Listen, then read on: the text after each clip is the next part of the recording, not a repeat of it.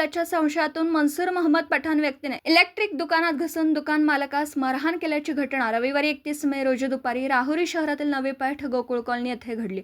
या प्रकरणी राहुरी पोलीस ठाण्यात गुन्हा दाखल करण्यात आला। पोलिसांनी दिलेल्या माहितीनुसार शेख अबरार अब्दुल कहार वय वर्ष 42 राहणार मुनीरनगर राहुरी यांचे नवी पेठ गोकुळ कॉलनी येथे इलेक्ट्रिकचे दुकान आहे। रविवारी दुपारी 12:30 वाजण्याच्या सुमारास ते दुकानात असताना त्यांचा परिचित मनसूर मोहम्मद पठाण राहणार मुलनमाथा तालुका राहुरी हा तेथे आला। तू माझ्या बाबत गावात अफवा पसरवतोस असा आरोप करत त्याने शिवीगाळ व दमदाटी करण्यास सुरुवात केली।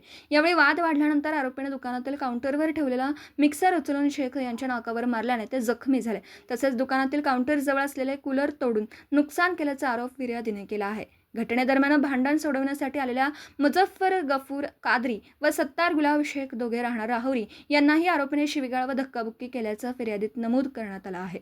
तसेच निघून जाताना आरोपीने जीवे मारण्याची धमकी दिल्याचाही आरोप करण्यात आला।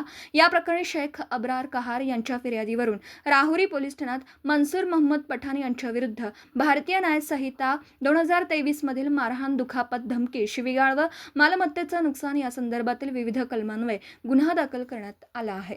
पुढील तपास हेड कॉन्स्टेबल विजय विठ्ठल नवाळे करीत आहेत। दीपक साळवेसह योगेश पवार, न्यूज 14 राहुरी।